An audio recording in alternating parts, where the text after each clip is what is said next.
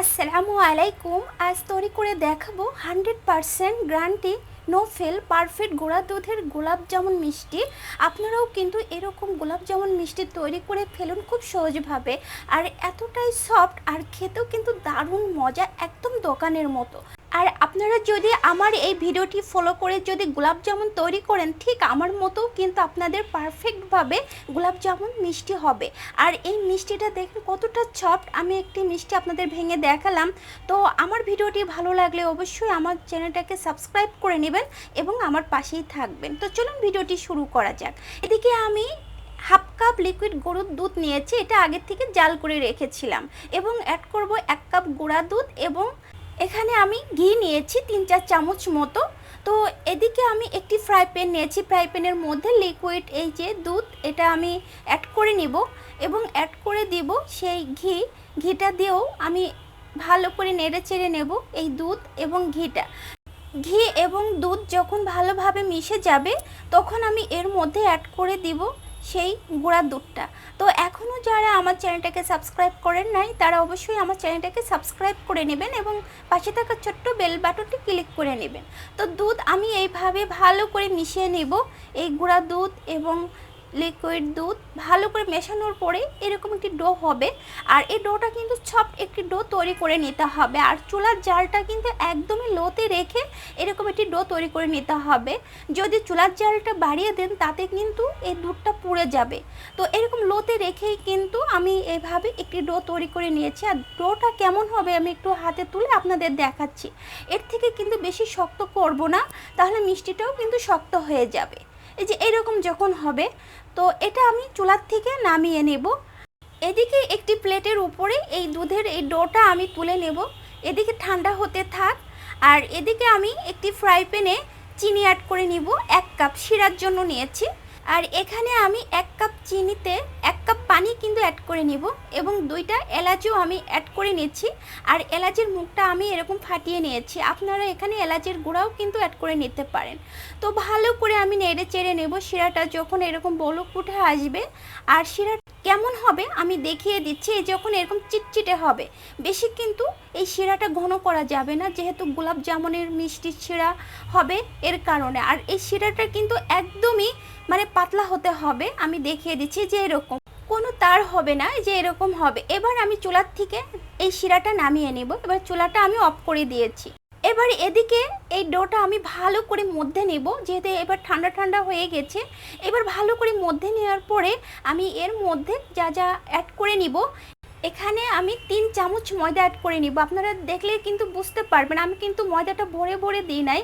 এবং অ্যাড করে নিব 1 চিমটি মতো বেকিং পাউডার। এখানে কিন্তু আমি বেকিং সোডা অ্যাড করি নাই, বেকিং পাউডার। আর সামান্য পানি অ্যাড করে দিয়ে এই বেকিং পাউডারের উপরে একটু আমি ভালো করে মিশিয়ে এবার ময়দা আর এই দুধের যে ডোটা আমি এর ভিতরে ভালো করে মিশিয়ে নিব। আর একটি সফট ডো তৈরি করে নিব। আর ডোটা কেমন হবে আমি দেখিয়ে দিচ্ছি। এই যে এরকম সফট। এবার আমি এই ডোটা এইভাবে রোল মতো করে নিচ্ছি। এবার আমি ছোট ছোট করে লেচি কেটে নেব একটি ছুরির সাহায্যে। তো দেখলেন তো কত সহজে এইরকম মিষ্টি তৈরি করা যায়। আপনারাও কিন্তু খুব সহজে এরকম মিষ্টি তৈরি করে ফেলুন। আর অবশ্যই আমাকে কমেন্ট বক্সে জানিয়ে দিবেন আজকের মিষ্টির রেসিপি কেমন হলো।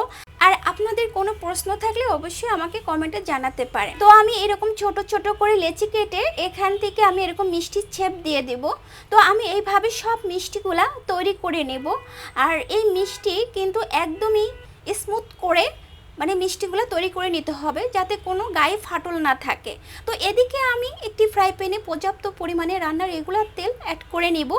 এদিকে আমি তেলের মধ্যে একটি স্ট্যান্ডার অ্যাড করে নিয়েছি। যখন দেখবেন যে হালকা একটু বুদবুদ তেলটা গরম হয়েছে, ঠিক এই পর্যায়ে আমি মিষ্টিগুলা অ্যাড করে নেব এই তেলের মধ্যে। এই তেলটা কিন্তু একদমই হালকা গরম হতে হবে। আর চুলার জালটাও কিন্তু একদমই লোতে রেখে এই মিষ্টিগুলো ভেজে নিতে হবে। আর আমি একটু হাতলটি ধরে একটু হেলিয়ে দুলিয়ে দিলাম, যাতে মিষ্টিগুলো তেলের উপরে ভেসে ওঠে। আর দেখলেন তো এমনিতেও কিন্তু মিষ্টিগুলো তেলের উপরে ভেসে উঠছে একে একে। আর কত সুন্দরভাবে এই মিষ্টিগুলোও কিন্তু তেলের উপর ফুলে উঠেছে।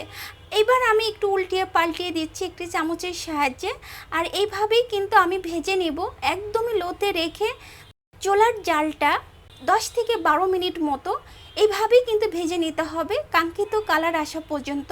আর মিষ্টিটার কালার কেমন হবে আমি দেখিয়ে দিচ্ছি, যে এরকম যখন হবে আমি তখন তেল থেকে উঠিয়ে নেব। তো এইবার আমি একটি স্ট্যান্ডারের সাহায্যে তেল থেকে উঠিয়ে নেব। আর আগে যে শিরাটা তৈরি করেছিলাম এই শিরার মধ্যে আমি অ্যাড করে নেব গরম মিষ্টিগুলা। এবার আমি মিষ্টিগুলা একটু নেড়ে চেড়ে নেব। তারপরে আমি ঢাকনাটা দিয়ে ঢেকে রাখবো আধা ঘন্টা মতো। তারপরে আধা ঘন্টা পর ফিরে এসে আপনাদের দেখাচ্ছি। দেখেন মিষ্টিটা কিন্তু কতটা পারফেক্টভাবে সফট হয়েছে আর কতটা লবণীয় হয়েছে আমি আপনাদের দেখাচ্ছি। দেখেন কতটা সুন্দর হয়েছে আর শিরাটাও কিন্তু কত টেনে নিয়েছে এই মিষ্টিগুলা। আপনারাও যদি এই ভিডিওটি ফলো করেন তো আপনাদের মিষ্টিগুলাও কিন্তু এরকম পারফেক্ট হবে, একদমই 100%। তো আমি মিষ্টিগুলা একটি প্লেটে সার্ভ করে দেখাচ্ছি। দেখেন কতটা সুন্দর হয়েছে। আর আমার ভিডিওটি ভালো লাগলে অবশ্যই সবার সাথে শেয়ার করবেন এবং আমার চ্যানেলটাকে সাবস্ক্রাইব করে নেবেন। তো একটি মিষ্টি আপনাদের ভেঙে দেখাচ্ছি। দেখেন ভিতরে কতটা সফট হয়েছে আর কতটা লবণীয় আর কতটা রসে ভরে গেছে, দেখেন কতটা সুন্দর। তো আজ এ পর্যন্তই, আবারও কোনো নতুন নতুন ভিডিও নিয়ে আমি আপনাদের মাঝে হাজির হব। সে পর্যন্ত সবার জন্য দোয়া রইল। আর এইরকম রেসিপি পেতে অবশ্যই আমার চ্যানেলটাকে সাবস্ক্রাইব করে নেবেন এবং আমার সাথেই থাকবেন। আর এরকম গোলাপ জামুন মিষ্টি বানিয়ে আপনারা 1 সপ্তাহ পর্যন্ত নর্মাল ফ্রিজেও কিন্তু রেখে সংরক্ষণ করে রাখতে পারেন। আর এই মিষ্টিটা এতটাই সফট আর এতটাই মজাদার, দেখেই কিন্তু বুঝতে পারছেন। আর আপনারাও কিন্তু ঝটপট এইরকম গোলাপ জামুন মিষ্টি তৈরি করুন। তো দেখলেন তো কত সহজে পারফেক্টভাবে গুঁড়া দুধের গোলাপ জামুন মিষ্টি তৈরি করা যায়। আপনারাও কিন্তু এরকম 1 কাপ গুঁড়া দুধের মিষ্টি তৈরি করে ফেলুন খুব সহজভাবে এবং ঝটপট। তো আজ এ পর্যন্তই, সবার জন্য দোয়া রইল। ভালো থাকবেন, ফি আমানিল্লাহ।